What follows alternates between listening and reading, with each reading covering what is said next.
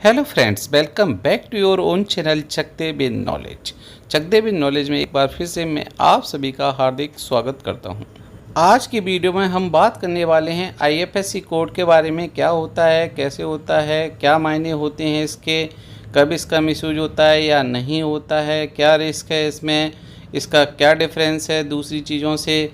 और इसके अलावा हम आपको बताएंगे कि हमें आईएफएससी कोड अगर सर्च करना है तो कहाँ से करना चाहिए, कहाँ ये सबसे ज़्यादा सेफली आपको मिल जाएगा और जल्दी मिल जाएगा। दोस्तों, आपको पता ही है और आपने पढ़ ही लिया है तो इसकी फुल फॉर्म तो लिखा ही हुआ है यहाँ, इंडियन फाइनेंशियल सिस्टम कोड। ये जो आईएफएससी कोड होता है वो 11 डिजिट्स का नंबर होता है और ये जो 11 डिजिट्स होती हैं वो कॉम्बिनेशन होता है अल्फ़ाबेट्स यानी कि ABCDEFG का और न्यूमरल्स यानी कि 0 1 2 3 4।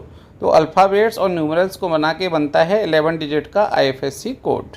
अब इन 11 डिजिट्स के अंदर जो स्टार्टिंग यानी कि पहली 4 डिजिट्स जो होती हैं आईएफएससी कोड के अंदर वो बैंक को बताती हैं कि ये बैंक कौन सी बैंक है। तो ये जो 4 डिजिट हैं वो हैं बैंक का कोड। उसके बाद जो 5th डिजिट है वो हमेशा ही 0 होगी, चाहे कोई भी बैंक हो। ये जो 5वें नंबर की डिजिट है वो 0 ही होगी। अगर कभी आप भर रहे हैं और ये 0 नहीं है, इसका मतलब कहीं ना कहीं आईएफएससी कोड रॉन्ग है, वो किसी बैंक का नहीं है। क्यों क्यों 0 होती है वो भी आपको बता देते हैं। आरबीआई ने इसको ना अपने लिए फ्यूचर यूज के लिए, कभी फ्यूचर में अगर उन्हें कुछ चेंजेस करने हों या बहुत ज़्यादा ब्रांचेज हो जाती हैं उस केस के लिए इसको रिजर्व रखा है। ये 5th डिजिट को रिजर्व रख दिया है आरबीआई ने कि इसको यूज नहीं किया जाएगा अभी। और ये जो लास्ट की 6 डिजिट होती हैं वो होती हैं ब्रांच, यानी कि आपको जो 4 डिजिट से बैंक तो पता चल गया और जो लास्ट की डिजिट्स हैं वो इंडिकेट करती हैं वो पर्टिकुलर कौन सी ब्रांच है उस बैंक की। अभी आपको एग्जाम्पल से समझाते हैं।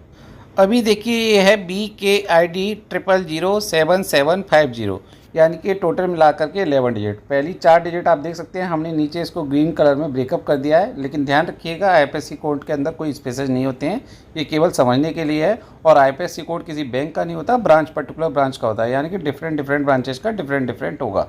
अब आप देखिए पहली 4 डिजिट है वो है BKID, यानी कि ये बैंक ऑफ इंडिया का है क्योंकि, तो यहाँ BKID इंडिकेट करता है बैंक ऑफ इंडिया को। 4 डिजिट हमेशा ही बैंक को इंडिकेट करेंगी।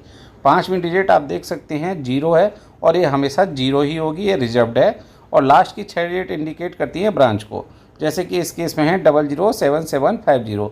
ये अलीगढ़ ब्रांच जो है वहाँ का कोड है 7750। प्रश्न होता है कि बैंक की शाखाओं को ये जो आईएफएससी कोड है वो कौन अलॉट करता है। तो इसको जो अलोकेशन है वो रिजर्व बैंक ऑफ इंडिया करती है, बैंक नहीं करती है।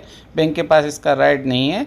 आरबीआई सभी बैंकों की सभी शाखाओं को जो भी आरटीजीएस नेफ्ट इनेबल्ड हैं उनको एक आईएफएससी कोड अलॉट कर देती है। आपको नेफ्ट से पैसा भेजना हो या आईएमपीएस से या आरटीजीएस से तो आपको आईएफएससी कोड बहुत जरूरी है, आपको पैसा ट्रांसफ़र करने में काम आता है, जैसा कि आप सभी को पता है। अक्सर हमें फ्रॉड प्रिवेंशन के लिए सिखाया जाता है कि हमको अपनी बैंकिंग डिटेल्स किसी के साथ शेयर नहीं करना चाहिए। लेकिन एक आईएफएससी कोड पूछा जाए कि अगर आईएफएससी कोड को शेयर करना सेफ़ है या नहीं है, तो ये क्लियर कट है कि अगर आईएफएससी कोड को आप शेयर करते हैं तो इससे कोई भी फ्रॉड नहीं होने जाना आपके साथ, क्योंकि ये ब्रांच का है और इसमें आपका पर्सनल अकाउंट नंबर इन्वॉल्व नहीं है। तो आप आराम से ही इसको किसी के भी साथ शेयर कर सकते हैं।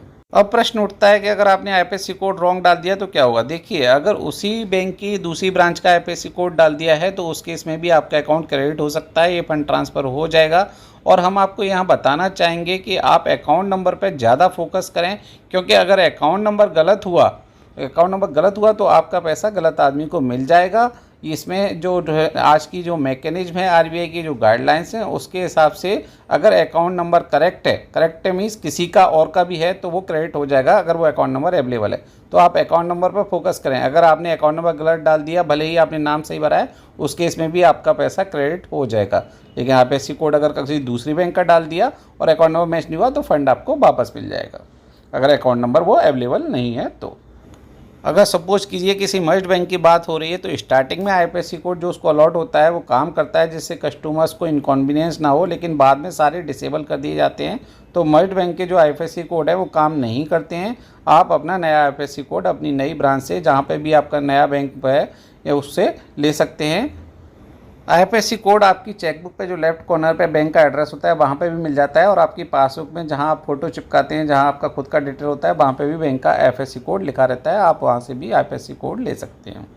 इसके अलावा आप अगर गूगल पे आईएफएससी कोड सर्च करेंगे तो भी आपको तुरंत मिल जाएगा, लेकिन हम उसको एडवाइस नहीं करेंगे। हम ये आपको एक लिंक दे रहे हैं, ये रिजर्व बैंक ऑफ इंडिया का लिंक है।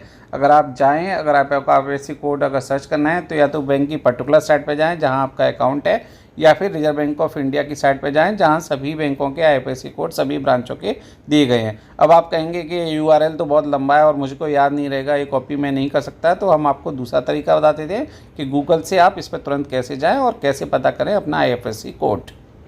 अभी देखिए हमने एक वीडियो बनाया हुआ है। आपको क्या करना है, आप सिंपली IFSC कोड और IFSC कोड RBI लिख के गूगल पर सर्च करिए। जैसे ही आपको करेंगे तो सबसे पहले ही आपको दिखेगा IFSC MICR search reserve bank of India, उसको आप क्लिक कर दीजिए तो आप रिजर्व बैंक ऑफ इंडिया की साइट पर पहुंच जाएंगे, जो पूरी तरह से सेफ है।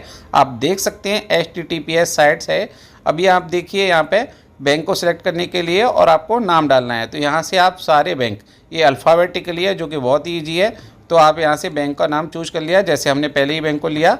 और अगर यहाँ पे आप कहीं का भी नाम डालेंगे जगह का, वो आपको यहाँ इनपुट कर देना है। जैसे फॉर एग्जांपल के लिए हमने आगरा किया और सर्च किया, तो सीधे सीधे अभ्युदय कोऑपरेटिव बैंक जो भी वहाँ थी आगरा के अंदर, उसका नाम आया उस ब्रांच का और उसका IFSC कोड आया। आप यहाँ देख सकते हैं ABHY, ये अभ्युदय बैंक का स्टार्टिंग को 4 डिजिट। इस तरह से यहाँ पे पूरी लिस्ट दी गई है। आपको एग्जांपल के लिए हम दूसरा दिखाते हैं। यहाँ पे जैसे एक ही आया था, छोटा बैंक था, एक थोड़ा बड़ा बैंक लेते हैं, बैंक ऑफ इंडिया। फिर से हमने आगरा लिखा और उसके बाद गेट बैंक डिटेल्स पे क्लिक कर दिया। जैसे ही आप गेट बैंक डिटेल्स पे क्लिक करेंगे तो आपको आगरा की, देखिए यहाँ पे बहुत सारी ब्रांचेज हैं इसकी, तो उसके आगरा सर्कल की जो भी ब्रांच हैं, जोनल ऑफिस का भी IFSC कोड होता है, RO का भी होता है। देखिए आगरा सर्विस ब्रांच, आगरा लोहा मंडी, इस तरह से जितनी भी हैं, आगरा MCB, इस सभी के जो है IFSC कोड आपको दिखाई दे जाएंगे। ये आपको सारी बैंक्स के लिए यहाँ पर अवेलेबल है और आप किसी भी बैंक का IFSC कोड यहाँ से सर्च कर सकते हैं, या आप उस बैंक की पर्टिकुलर साइट पे आप जाइए, कहीं और से सर्च मत कीजिए। अभी चलते चलते हम आपको एक और बात बता देते हैं। अक्सर लोग क्या है, IFSC कोड और स्विफ्ट कोड के अंदर कंफ्यूज रहते हैं, उनको लगता है कि दोनों सेम ही चीज़ें।